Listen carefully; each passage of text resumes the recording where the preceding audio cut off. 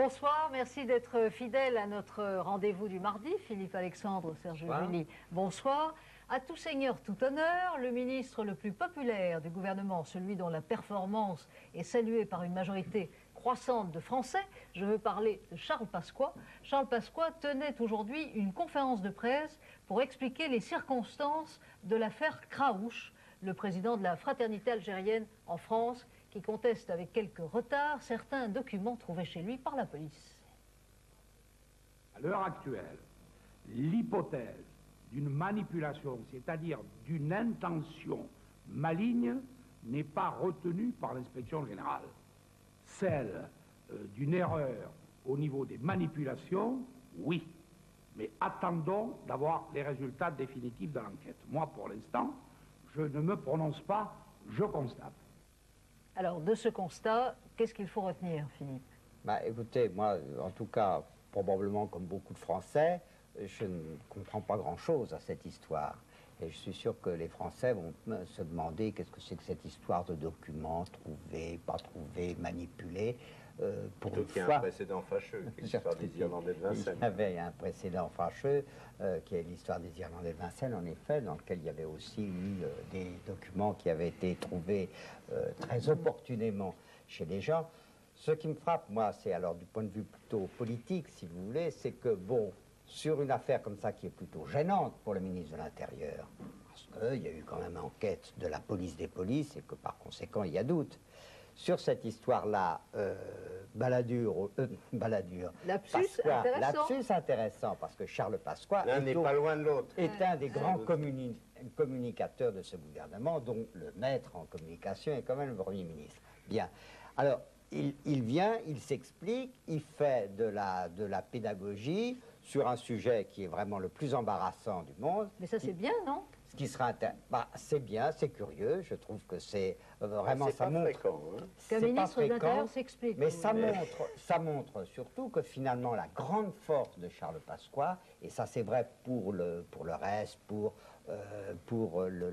l'ordre, pour la sécurité, pour le grand progrès qu'il y a, c'est que vraiment maintenant on a un ministre de l'Intérieur qui en fait beaucoup, si j'ose dire, au point de vue de la publicité, de l'explication et tout ça. Alors, c'est... Mais donc ça correspond probablement quand même à une affaire embarrassante et il prend les devants d'une polémique qui montait gentiment. D'une affaire embarrassante, et il en a eu quelques-unes dans sa carrière, Charles Pasqua. Il y a eu des histoires de faux passeports, vous vous rappelez, on en parle d'ailleurs actuellement, puisque Chalier a été relâché de faux vrais passeports. Donc d'une histoire embarrassante. Le procès va venir, surtout. Et le procès va venir. Un des procès. Un des procès, oui. Et d'une histoire embarrassante, il fait quelque chose de plutôt un peu flamboyant. Il fait du Pasqua. Et on sait très bien que maintenant, les gens aiment cette espèce de ministre de l'Intérieur qui a de la faconde, qui parle de façon très directe, très simple, et qui dit je m'intéresse aux problèmes des gens. Serge? Oui, non, d'abord, il faut voir le contexte dans lequel intervient cette affaire.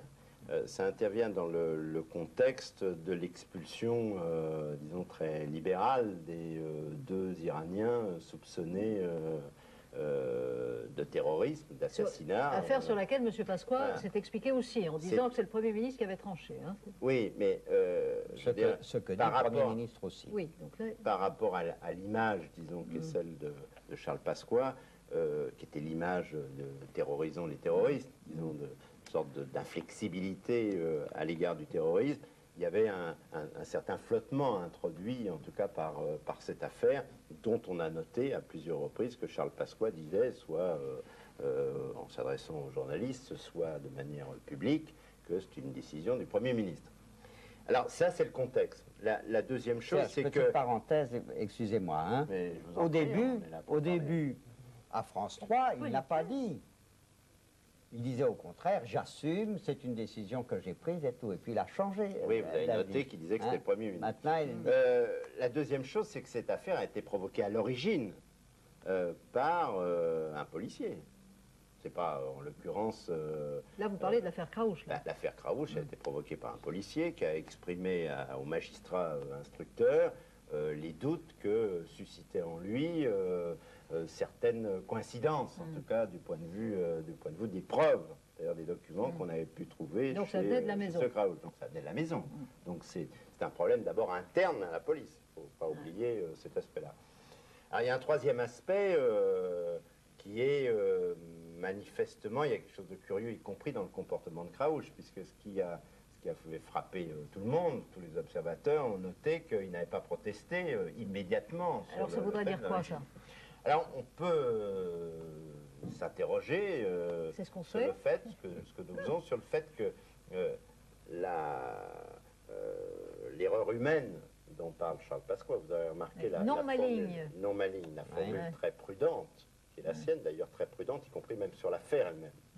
Alors je crois qu'il y a deux raisons peut-être. Il y en a une vraisemblable, il semble que ce soit quelque chose qui soit passé, disons, en ces termes, c'est-à-dire que Krauss avait eu un contact avec la DST avant qu'il y ait l'opération de police. Cette manipulation. Donc, voilà, il se trouve que donc, ce dirigeant du FIS avait un contact, en tout cas, avec la DST. Ça ne dit rien de plus que ça. Ce n'est pas pour autant qu'il était... La DST travaille bien. Voilà, donc ça prouve. Et que la DST, au cours de cette conversation, lui aurait amené ce document, qui était la traduction. À son donc, insu et qui lui aurait montré, ou qu'il l'aurait gardé, etc. Donc, non, pas à son insu. Et donc...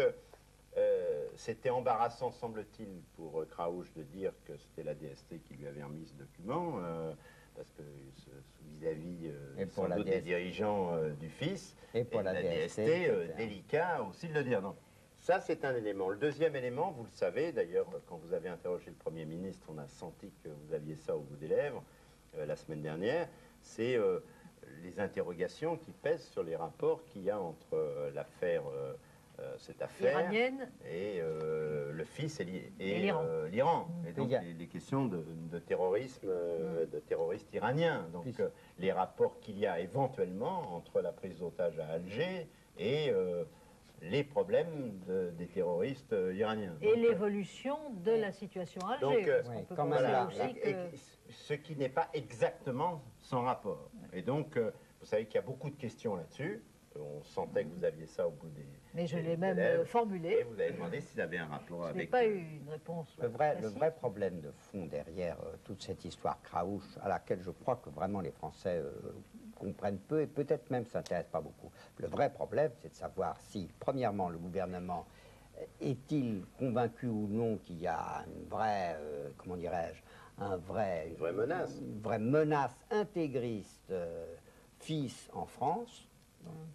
La deuxième question à laquelle personne aussi n'a répondu jusqu'à présent, c'est de savoir ce qu'on fait en tout cas pour traiter ce problème. On peut imaginer qu'on encourage une forme de dialogue en Algérie. J'ai évoqué quelque chose sur les rapports éventuels entre le FIS et les terroristes iraniens. N'oublions jamais, le gouvernement le sait mieux que quiconque, parce qu'en l'occurrence, il a ça en héritage, il va y avoir un procès qui est celui des assassins de Chapour Bakhtiar. Ce procès va venir dans le premier semestre, dans les prochaines semaines. D'autre part, or ça, il y a des menaces qui sont des menaces effectives de la part de services iraniens pour récupérer, y compris les assassins de Chapour Bakhtiar. Vous noterez que les Iraniens, depuis 1981, ont finalement toujours récupéré leurs terroristes. Ce qui me frappe, moi, c'est... Ils ont toujours récupéré. Ce qui me frappe, c'est que sur deux affaires où finalement le gouvernement n'a pas eu une attitude qui aurait dû lui valoir l'approbation... Sur ce thème, la communication était limitée. De tous les Français, sur l'affaire Krauss d'une part et sur l'affaire du renvoi dans leur pays des deux Iraniens. Ce qui me frappe, c'est que, alors ça vraiment, ça prouve que l'état de grâce, ça continue, c'est que finalement, personne n'a l'air de protester beaucoup. L'opposition a un petit peu dit que tout ça était indigne, je crois. Elle a quand même en mémoire peut-être oui, bien sûr. Il y a un certain nombre de précédents. Oui, mais personne ne dit rien. Ça. Les précédents, justement, ça provoquait un sacré ramdam, passez-moi l'expression. Alors, venons-en. Cette fois-ci, non. Tout passe bien. La communication est vraiment un modèle du genre. Oui, venons-en, pardon, je vous interromps, passons, pardon. D'accord, Christine. Vous savez, le temps passe. Venons-en à la grande affaire qui agite l'opinion, cette fois, hein, bien au-delà du milieu politique et médiatique, c'est à nouveau l'affaire de l'école. Quelles que soient, en l'occurrence, les affaires, vous allez nous le dire. En tout cas, on peut penser que, vu de l'extérieur, la France est un curieux pays où périodiquement, ces passions sur l'école entre partisans de la laïque et partisans de l'école privée reflambent. La parole était d'abord à François Bayrou, c'était dimanche sur France 2, puis à Michel Rocard, c'était hier soir. Moi, je dis de la manière la plus formelle et la plus sereine que personne n'est lésé dans cette affaire, et surtout pas l'école publique, dont la charge demeure à 100% aux collectivités locales. Ce qu'on a ouvert, c'est facultativement la possibilité, si les collectivités locales le veulent, d'aider les familles à entretenir les bâtiments d'une école. Point. On vient de reconnaître au privé un avantage qui en ferait l'école de l'élite, pendant qu'on laisserait dépérir l'école publique. On n'a pas le droit de faire ce crime, et ceux qui sont attachés même au respect de l'autre, donc à la liberté de l'enseignement, principe constitutionnel en France, ne peuvent pas accepter que l'on organise la dégradation relative de l'école publique. Voilà, donc d'un côté, le ministre de l'Éducation nationale, qui n'a pas vraiment calmé le jeu dimanche dernier. Non, on ne peut pas dire. Mais ce qui est frappant... Alors pourquoi? Parce que M. Balladur, manifestement, c'était le cas ici, même mardi dernier, c'était encore le cas ce soir sur TF1, M. Balladur, lui, cherche à calmer le jeu. Pourquoi pas son ministre? Parce que je crois qu'il y a toute une fraction de sa majorité qui était très ardente sur cette histoire-là, et que si finalement la révision a été présentée au Sénat avant Noël, qui était la date limite au fond, parce qu'on ne pouvait pas le faire au printemps, et c'était trop tard après, donc c'était la date limite, c'est à la demande de toute une fraction de la majorité. Il y a 78 ou 68 exactement sénateurs qui avaient envoyé fin septembre une lettre quasiment comminatoire au Premier ministre en lui disant avant la fin de l'année, il faut réviser la loi Fallou, sinon on va mettre vraiment, on va organiser une... Ils avaient une coloration politique. Ils étaient tous de la majorité et ils étaient plutôt RPR, plus RPR que centristes, bizarrement. On pourrait croire que les centristes ont plus de liens avec... mais ils s'appuyaient aussi sur les évêques de Bretagne, de l'ouest de la France, et ils annonçaient pratiquement au Premier ministre qu'il y aurait une manifestation du genre de celle que nous avons pas trompés, mais s'il va y en avoir une. C'est pas exactement la même. Ouais. Donc, finalement, le ministre de l'Éducation nationale, il peut pas dire, mais c'est pas moi maintenant, il peut pas dire, il est bien obligé de se mouiller et s'engager. Mais ce que je crois, c'est que finalement, tout le monde, et peut-être même ces mêmes parlementaires qui ont été tellement, comment dirais-je, pressants auprès du Premier ministre pour que la révision se fasse. Maintenant, on se dit finalement, ça ne serait pas plus mal que le Conseil constitutionnel, jeudi soir ou vendredi matin, déclare le projet de loi anticonstitutionnel et qu'on n'en parle plus jusqu'à l'élection présidentielle. Cette décision du Conseil constitutionnel, ce serait une bonne nouvelle pour Matignon ? Petite parenthèse, ce qui est frappant, c'est que l'auteur de la réforme, qui est M. Bourbrock, un parlementaire RPR de Marne, je crois, on ne l'entend plus alors, lui. Lui, est-ce que vous avez entendu? Ah, il s'est exprimé, si, je crois que c'est dans le Monde de ce soir. Oui, dans le Monde de ce soir. Ils sont très discrets. Les gens les plus mobilisés, à part évidemment le ministre de l'Éducation nationale qui ne peut pas faire autrement, les gens les plus mobilisés maintenant se disent, oh là là, finalement, on va nous reprocher d'avoir réveillé la gauche. Oui, ce qui est le cas. Manifestement, c'était inespéré, sans doute, pour Michel Rocard, le Parti socialiste. C'était absolument inespéré, d'une certaine manière. Il le dit presque, d'ailleurs, Michel Rocard, hier soir. Si j'ose dire, en faisant un mauvais jeu de mots, c'est un don des dieux, quoi. Absolument, c'est une aubaine. C'est une aubaine. Donc, et donc, ça veut dire que c'est quand même une erreur importante qui a été faite par le gouvernement, d'ailleurs. Et que vous expliquez comment ? Moi, je crois, on en a parlé déjà, je crois, la semaine dernière. Il y avait à satisfaire une partie de la majorité. Ce qu'indique Philippe, c'est que la partie de la majorité qui était la plus ardente venait plutôt du RPR, était plutôt RPR que